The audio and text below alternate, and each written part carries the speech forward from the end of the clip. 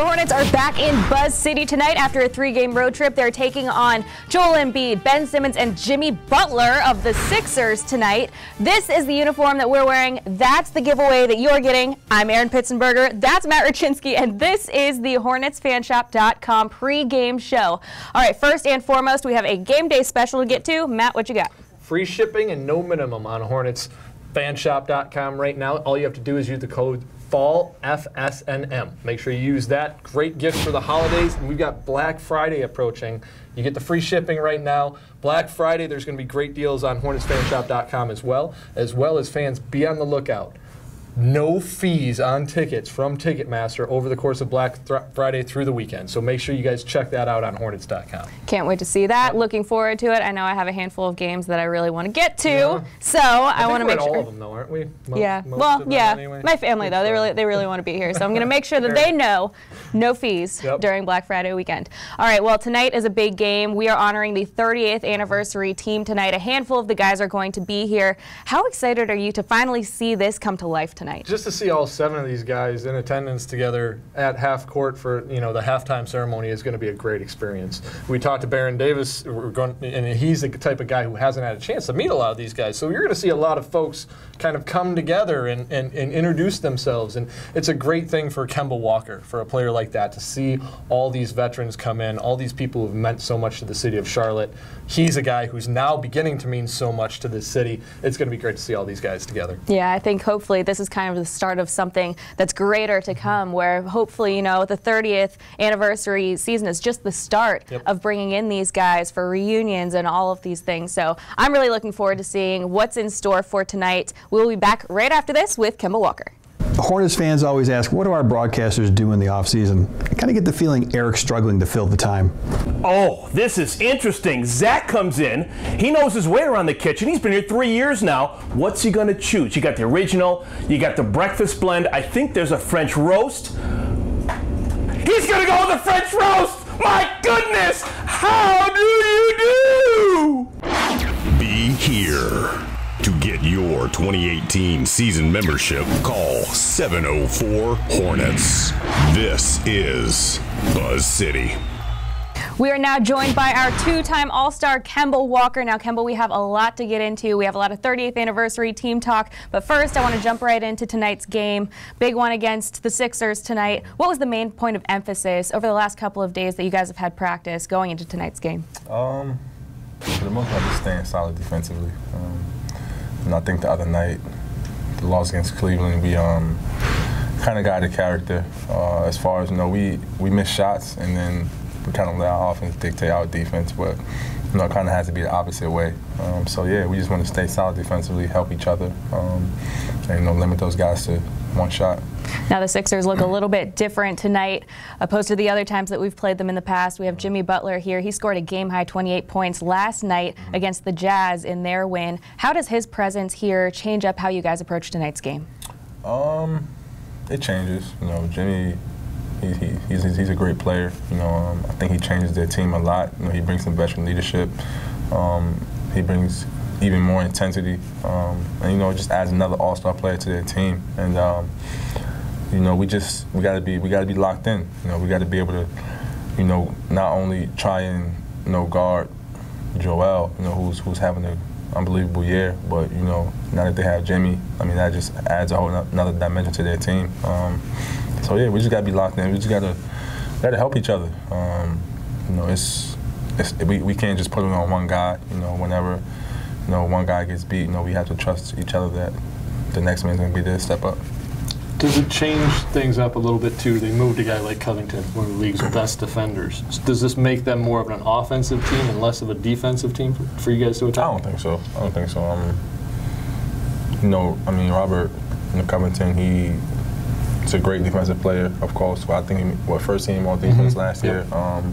There's no question how good of a defensive player he is, but Jimmy, he's a great defensive player as well. I think he can do a lot of the things that Covington did. But yeah, I don't think it changes too much. I think they still have defense as well as they just added some more offense. At the end of the day, everybody loves a little home cooking. You happy to be back home after the road trip and have 3 games right now, right around the holiday, really kind of give you guys that push?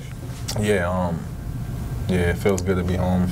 You know, road trips are extremely tough. You know, it's hard to win a single game in this league. You know, it's especially on the road. You know, where it's tough. So, yeah, it feels good to be back. And you know, hopefully we can, you know, go out, taking 1 game at a time, and, you know, protect home court. Yeah, well, we're excited to have you back. It's also going to be somewhat of a Hornets reunion tonight. We have the 30th anniversary team here that the fans voted on. You are a part of that team. Among others, you have Baron Davis, Kendall Gill, Glenn Rice, Muggsy Bogues, Alonzo Mourning, all coming here tonight to be honored at halftime with you. What does that mean to you, knowing that you're going to be recognized among all of these Hornets legends before you?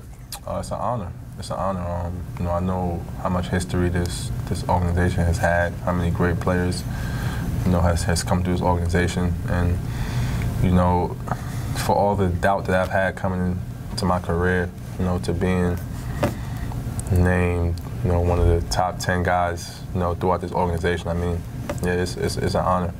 Now, you've had a handful of accolades through your career here, but every time it's like, hey, we're proving you wrong. Hey, we're proving you wrong. Being among these guys, when you look back and you think how far you've come in this franchise, what do you think of? Just my hard work. That's really all I could think of. You know, that's what I rely on each and every day, and that's the only way to get better in this league. I mean, you just have to get better each and every year, and that's what I try to do. I just try to be better each and every year, each and every day. Yeah, I mean, I pride myself on just working hard, so that's just what I do. The first 7,500 folks in the building today are going to get this awesome shirt. This is the shirt people are talking about. They're ready to get it. We showed it to Muggsy the other day. He asked to take as many as he possibly could with him. What do you think of the shirt, man? I'm wearing it for you guys today. I mean, I think it's. Did you turn out all right on this? You like the way it works? Yeah, I like the way I look. I think it's pretty dope. It's different. I love the fact that we're in kind of like cartoon characters, like big heads and stuff like that. But it's different. I love it. I think it came out super dope. Glenn look a little bit like Kanye. He does actually. Yeah, he does. That's crazy. You know, there's moments, I'm sure you as an athlete has the same kind of moments we do as reporters, when sometimes we just do our job and then we get into situations where we're like, wow, this is pretty cool what we do. When you see a shirt like this around all these guys, I mean, is there a moment where you just kind of look and go, man, this is where I'm at now, this is pretty cool? Oh, that's every day for me. Man, sometimes I still can't believe, you know, that I'm even here. It's surreal. It's surreal. You know, I was just a little kid dreaming about being in the NBA, and you know, now I'm here 8 years in. So, yeah, I have those moments a lot, a lot. Trust me, it's still a little bit surreal, but you know, I'm trying to hold on, you know, trying to stay as long as possible. Well, much like you, we have those same moments. I can't believe I'm sitting next to a 2-time All-Star here, so I never thought I'd see the day where I'd be sitting down interviewing somebody like you. So we're fortunate to have you here. Thank you so much for joining us. Best of luck tonight. Thank you. Appreciate it. All right, now we're going to run right into Matt interviewing Muggsy Bogues about tonight's matchup. I'm Matt Rochinski for Hornets.com, being joined now by Hornets legend Muggsy Bogues, number 5 on the all-time 30th anniversary team, as voted on by the fans. First off, what does that mean to you to be voted on by the fans? Oh, man, it's just a humbling feeling for me right now. And I mean, I'm so, you know, gracious and grateful that, you know, I've been selected. You know, I can't believe I made the list, you know. But being here and being on this court 30 years, you know, afterwards, you know, this is where it all started. You know, this is where, you know, we first came here and having our very first game, opening night, you know, with the fans and the men in tuxedos and the women in gowns, but we lost by 40 points. Right. You know, but after the game, we got a standing ovation, and that lets you know how special it was, you know. And then we end the season with a parade, you know, winning 20 games during that season. You knew that you was part of something very special. Did you think at any point in time that 30 years later there would still be this celebration of Hornets basketball and what it's meant to this city? Well, I do. I can believe that because how we was loved, not only local, but we was loved region, and everybody really gravitated towards the Hornets. I mean, the town at first it was known as a collegiate type of state. The Hornets came here, brought in that professionalism, was able to capture a lot of attention. We sold out 9 straight seasons, and then here we go. We got the Panthers in the city of Charlotte. So that lets you know the impact that the Hornets had back then, and I'm not surprised that we still, seeing the residuals from that. Now we're going to see it here on Saturday night. This place hopefully will be jam-packed, sold out, because everybody's coming out to see this team, coming out to see both teams, the 30th anniversary team and this current Hornets team that's playing pretty well right now. When you look at it, having 8 of these members come back and be on the same court, what's that going to be like for you to be able to hang out with these guys? It's going to be a special feeling because these are the guys that you went to war with, most of them anyway, and playing alongside of them, building a special bond with them and their family. I mean, that's what it was all about. So seeing them, at this stage in our lives and seeing everybody still have their health is just going to be great to see. For you, obviously, you grew up in this thing with Dell, coming on to here with Dell. You guys are also going to be part of this together. How much more does that make this experience special for you? Because we know how close your bond is. Well, Dell and I, again, we started this thing off together, and we was the last 2 standing. And we have so much, special memories with one another on and off the court. And I'm just grateful that we still, again, here to share this moment with our colleagues, our teammates, that we, form that special bond, seeing the transformation of his family, my family, and with Stephen and Seth is doing, and I mean, just remarkable. But, again, this is where it all originated. This is where it all started, and this is where, the humbling experience has begun. And I'm just grateful that he and I was able to go through that. Well, and it continues on Saturday night, folks. Make sure you get on to Hornets.com. You can get your tickets now to see the Hornets' 30th anniversary team here at 7 o'clock on Saturday when the Hornets take on the Philadelphia 76ers. For Muggsy Bogues, I'm Matt Rochinski for Hornets.com. We are now joined by 2-time All-Star and Hornets legend Baron Davis. Baron, thank you so much for being here. Thanks for having me. I appreciate it. Now, you have been chosen among 9 others to be a part of this 30th anniversary team. What does that mean to you? To me, I just think it's the hard work you put in when you play, the fans remembering you, and for me, it was always about playing for the fans and doing all that I could for the team. We had a nice 3-year playoff run here, and these fans got to see me grow as a 19-year-old kid, until I made my first All-Star game here with the Hornets. Now, as a 19-year-old kid, what are your memories of getting drafted 3rd overall and coming to Charlotte? One, I remember going to Carowinds when I got here. I was like, what are we going to do? It was like, oh, you go to Carowinds. So I was just like, all right, maybe I should be doing that every weekend. I thought it was cool. I went to a veteran team, so I was the youngest guy on the team. But Charlotte treated me well. I always say that, I'm happy I came to a city like Charlotte because it gave me a different balance. A kid coming from L.A. To come here and really settle down and focus on basketball in my game. You mentioned the success that you guys had in your run here, 3 straight playoff years, and then that 3rd year you did become an All-Star.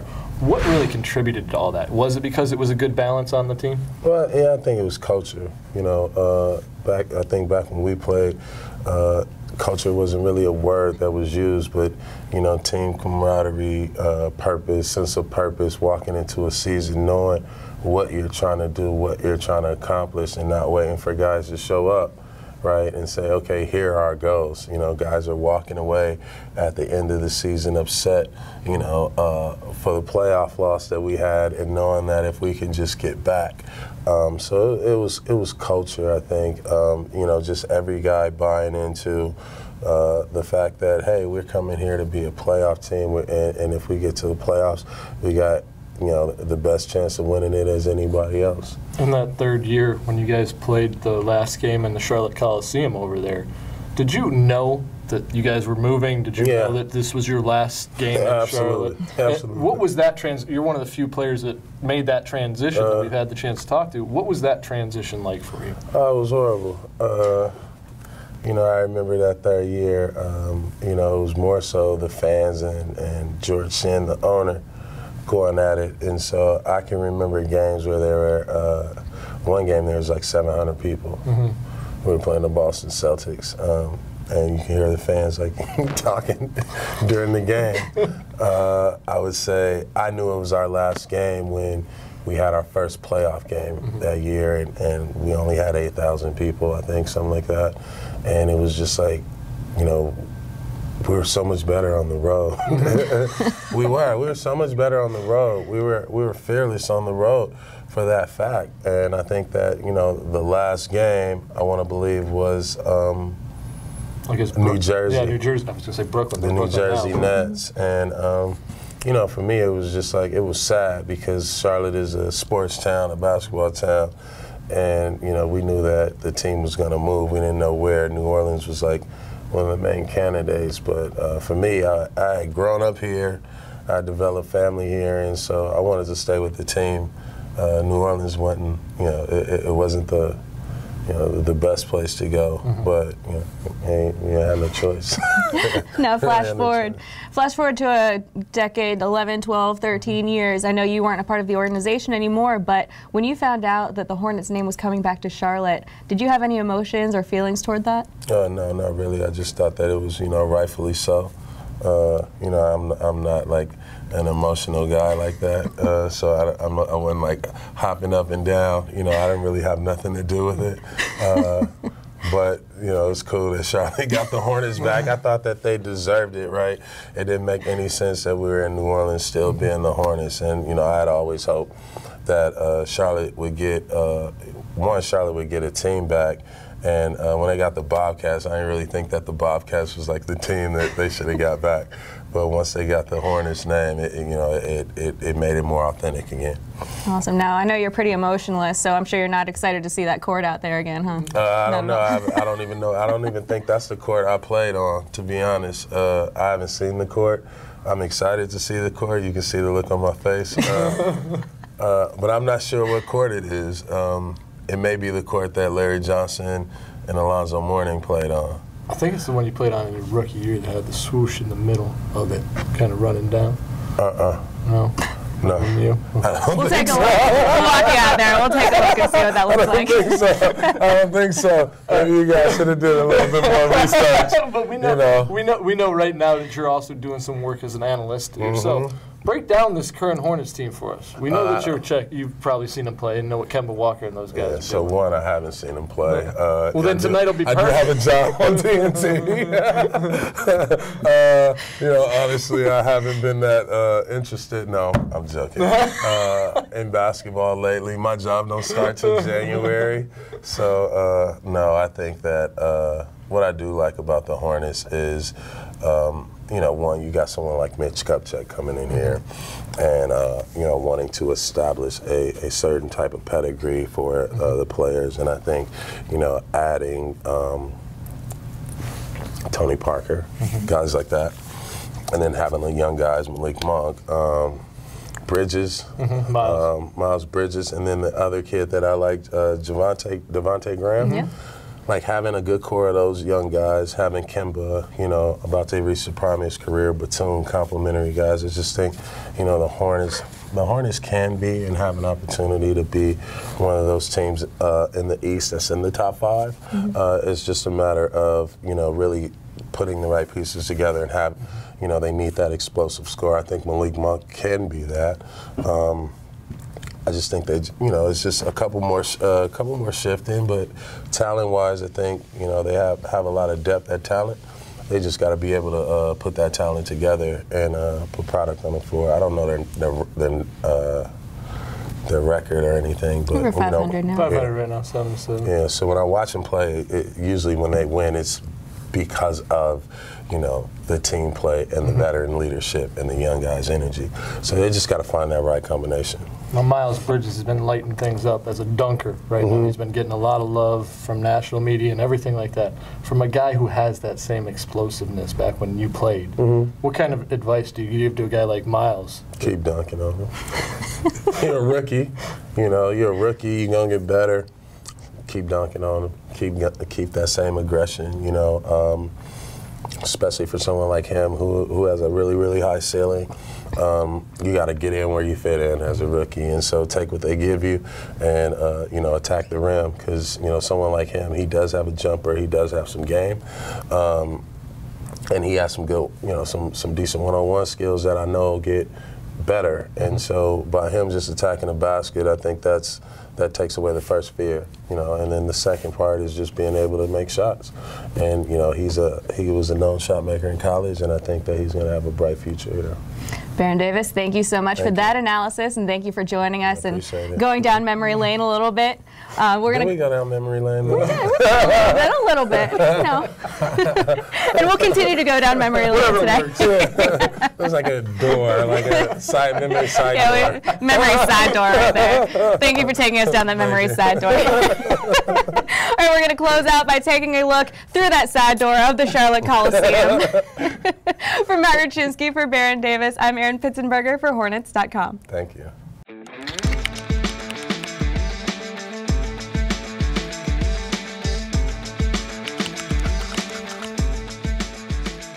You know, and down there in Carolina, you have all those big trees, and they literally cut out a forest, and you come around the corner, and here it is, this brand new arena. Driving up Paul Buck Boulevard and just looking at this huge building and sort of trying to take in that, you know, you're responsible for 23,000 people. We were crazy about our new Coliseum. We were crazy about our Hornets, and it got reflected in lots of ways all over town. To play in a city where you're selling out every night, you know it's always going to be electric. You know the fans are always going to be into the game, and it was also one of the loudest that I played in. People always talked about the fan base and how loud and how special, you know, the Hive is alive. All I remember every night, it was live at the Hive. It truly was. It was live at the Hive.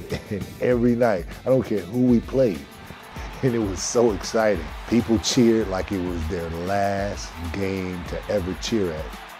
Anytime you get 22,000 people together with one idea, it's going to be a party. The noise level was high and the energy level was high.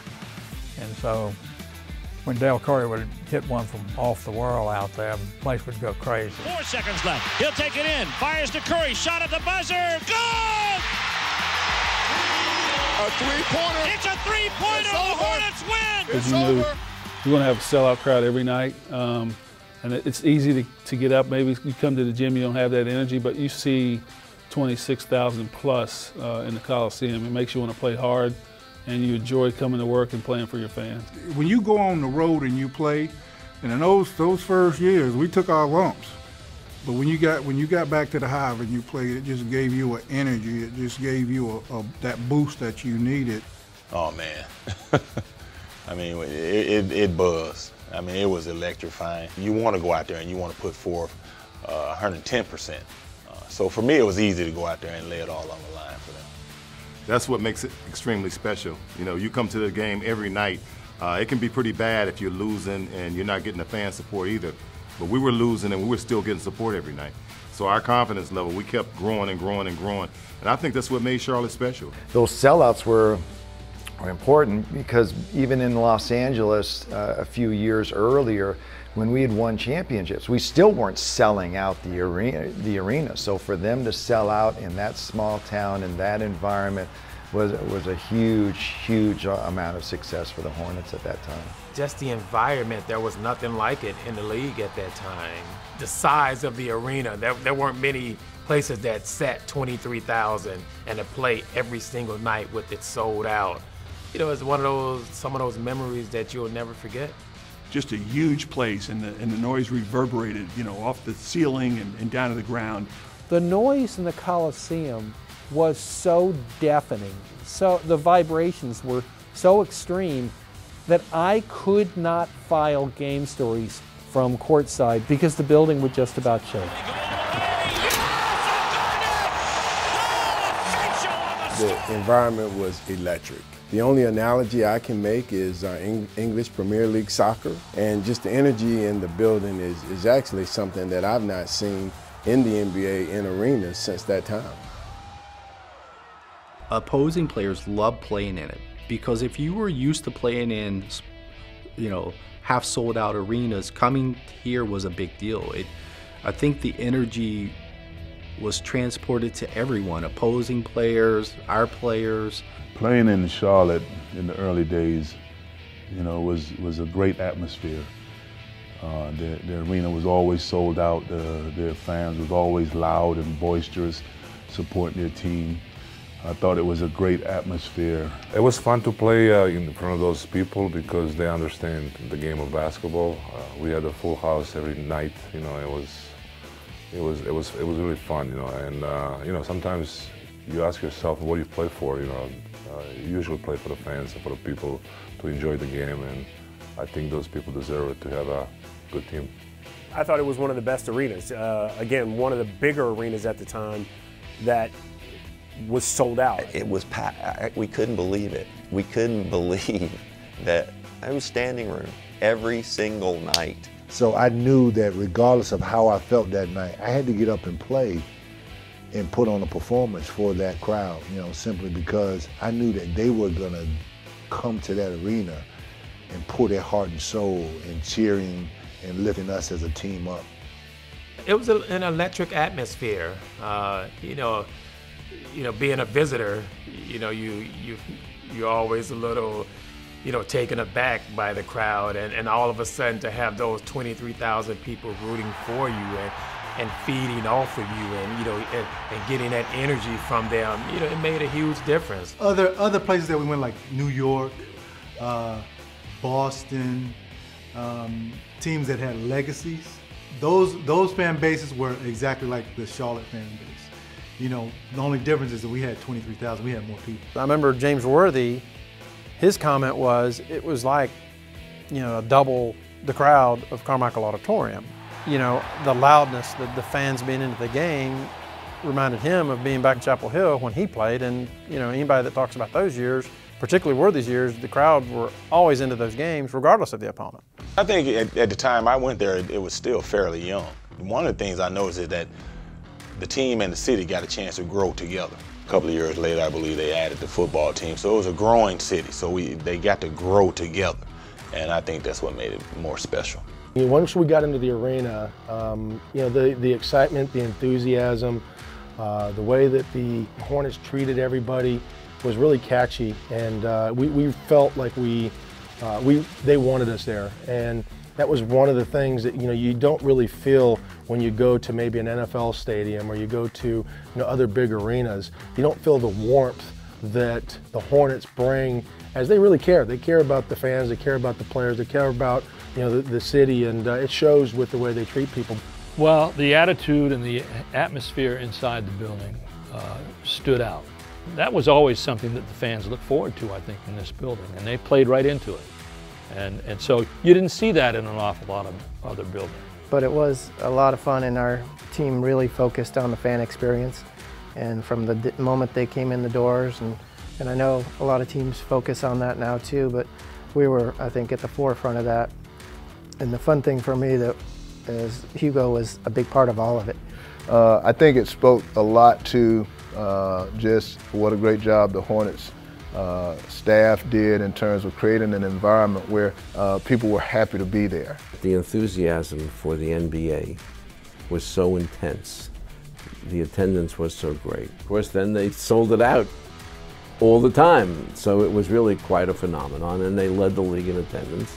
Whenever you set any records, whatever they are, you are kind of excited about it, and we as a staff celebrated it because we put a lot of hard work in planning the entertainment and putting together giveaways and doing things like that for 42 games is a pretty involved process. And we were diligent about it, and that was the reason we were successful and able to do that and set that record.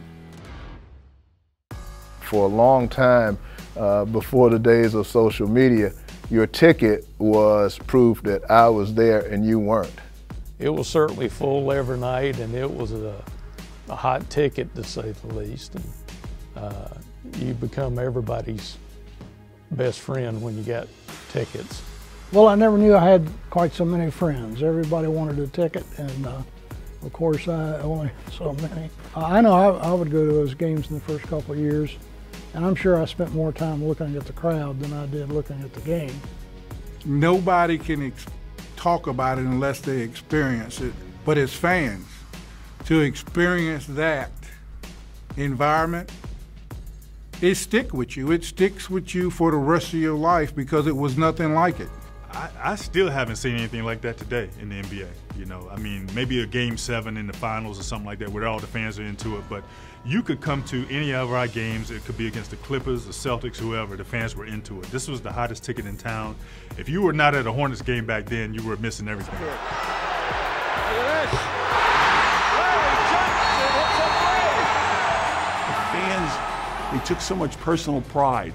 It became an event. You know, it was like going to the theater. It was like going to a show. You had a waiting list of tickets, people just dying.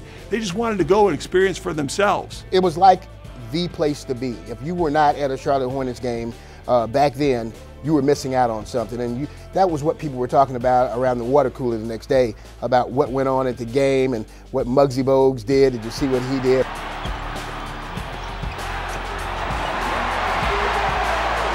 Well, I tell you, the synergy in that building was unreal.